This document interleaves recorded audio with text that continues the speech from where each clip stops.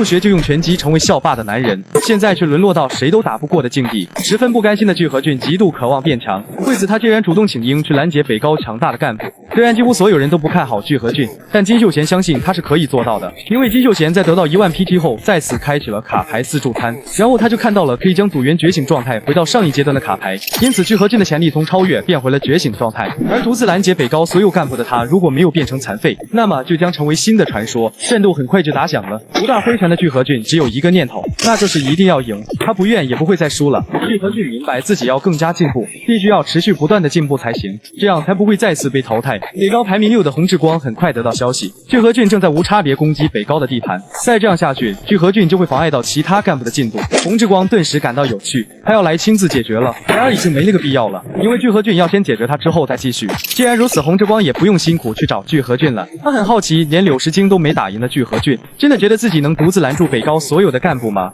具和俊没有回答，而是迅速出拳，然后他就明白了一件事，对方是有特殊耐力的小子。洪志光不满，我们不是还在说话吗？你这样真是无理啊！只有这种程度的话，洪志光不免感到失望。而这难以置信的打击力令具和俊意识到，他不只是耐力特别强。洪志光重新坐下，请具和俊站起来，他可以等一会。具和俊让他别担心，自己如果这么轻易倒下就不会来了，他相信自己会打赢的。但洪志光却很好奇，他要怎么才能赢？另一边的赵允还在独自攻打江北西高，朱学镇认为他再怎么强也只有一个人，绝对无法一次性面对这么多的兵力。然而超出朱学镇认知的是，云海战术对赵允毫无作用。朱学镇不明白这是怎么回事，赵允真的是人类吗？人类怎么可能会强到这种程度？朱学镇顿时感到绝望，因为战略对这种家伙根本没有意义。就在他以为一切都将结束时，天太昊兴奋着朝赵允出击，这大吼我背叛你了，这代表你要跟我对打了。西高的人立刻兴奋起来，现在终于不用担心自己活不下来了，因为可以跟赵允对打的人来了。天太昊一直在等这一天，他问赵允喜欢什么类型的对决，1级还是2级都可以。然而天太昊的话还没说完，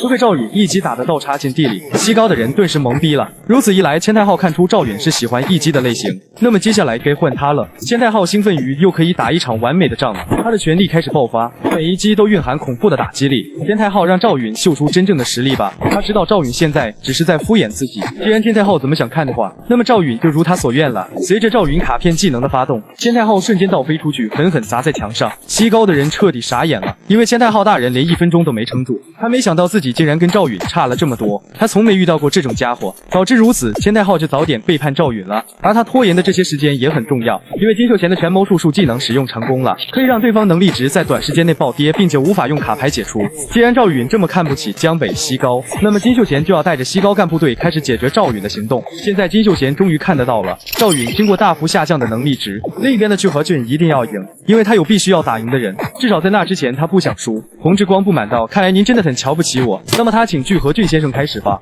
他会让具和俊迎来凄惨的失败。具和俊对自己的力气有自信，因为他真的很努力，洪志光是绝对撑不住的。然而事与愿违，洪志光疑惑，这就是您的全力吗？具和俊没想到他的耐力会这么强，不过就算这样也不难，只要累积伤害就可以。具和俊经历过数千次的重量训练，现在他要用速度来累积伤害，可下一秒他就愣住了，因为洪志光的超越技能可以暂时把自己想要的能力值跟其他能力值交换，他的速度远比具和俊要快。现在该换洪志光出手了，具和俊相信经过数千次训练的自己一定可以有耐力撑住，但是现实却狠狠给了他一巴掌。洪志光再次使用专属超越技能，他的力量不是具和俊能承受的。洪志光不仅力量很强，就连速度也超快，不管具和俊做什么都没用。他开始怀疑自己要输了吗？又要就这么轻易的输了吗？洪志光完成了约定，他给了具和俊凄惨的失败。北高的人夸赞，不愧是洪志光大人，他们嘲笑具和俊也不是什么厉害的家伙嘛。倒下的具和俊十分不甘心。不久前他在体育馆练到筋疲力尽时，一个男人突然出现，答应可以帮助具和俊。他跟具和俊一样是个拳击手。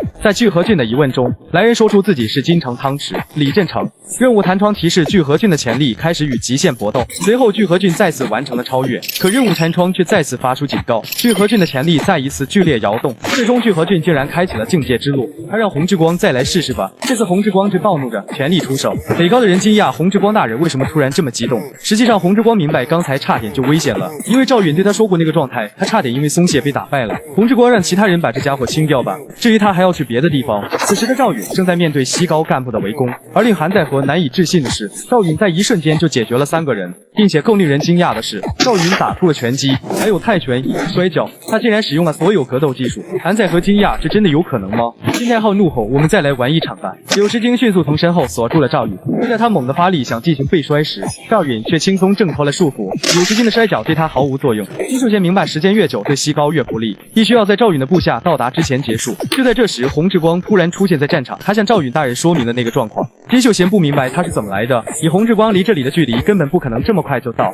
结合之前的种种怪异之处，金秀贤现在确信洪志光就是傅志云。另一边的北高小弟把聚合郡围了起来，他们嘲笑这愚蠢的家伙竟敢不自量力的独自闯进来。眼看北高的人就要清理掉聚合郡，一记强悍的锁钩拳将他打翻。来人现在要立刻知道江北西高最要紧的是什么。景义镇没时间向聚合郡解释，他要知道战况。聚合郡简略说明，西高的大队正跟赵允对战中，我们必须要组织北高的干部跟赵允会合。但聚合郡明白现在这个情况靠景义镇一个人还不行。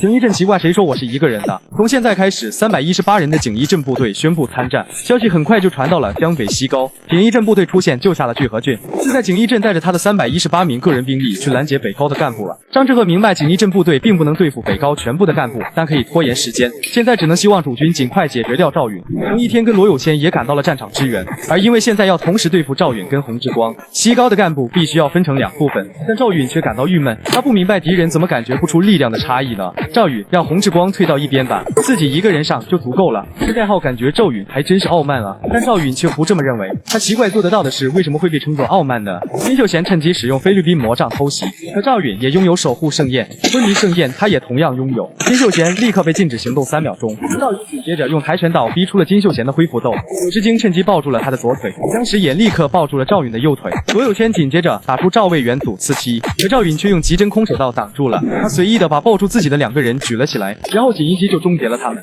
还没等罗有谦反应过来，赵允就打出截拳道终结了他。赵允精通的格斗技术实在是太多了，不仅是跆拳道，还有急针空手道。就在韩在和使用跆拳道朝他攻击时，赵允甚至还打出了铁山靠。程一天立刻用卡比复制出铁山靠出击，李志赫的攻击也紧随其后，他的视线牛狠狠斩在赵允的身上。然而李志贤的最强一击却毫无作用，他被赵允一拳打飞，程一天也被赵允使用跆拳道踹飞，就连极道也被赵允使用急针空手道打飞。任务弹窗提示李志贤的潜力开始与极限搏斗。几个月前，李志贤找到了师傅求助，因为他没有停止过训练，但不知为何无法进步。师傅明白他是遇到了停滞期，见是个非常变化无常的小子，有时候再怎么锻炼都无法进步，想要突破就要与死亡的危机对抗。师傅告诉李志贤，只要遇到超越想象的强敌就能克服，在死亡面前没有停滞期。李志贤的潜力超越了极限，赵允开始朝着他走去，而完成超越的李志贤也获得了一张专属超越卡牌，那是用激进神速将剑拔出攻击敌人的神速拔刀。李志贤成功挥出这极快的拔刀斩，然而下一秒他就被赵允一拳打倒。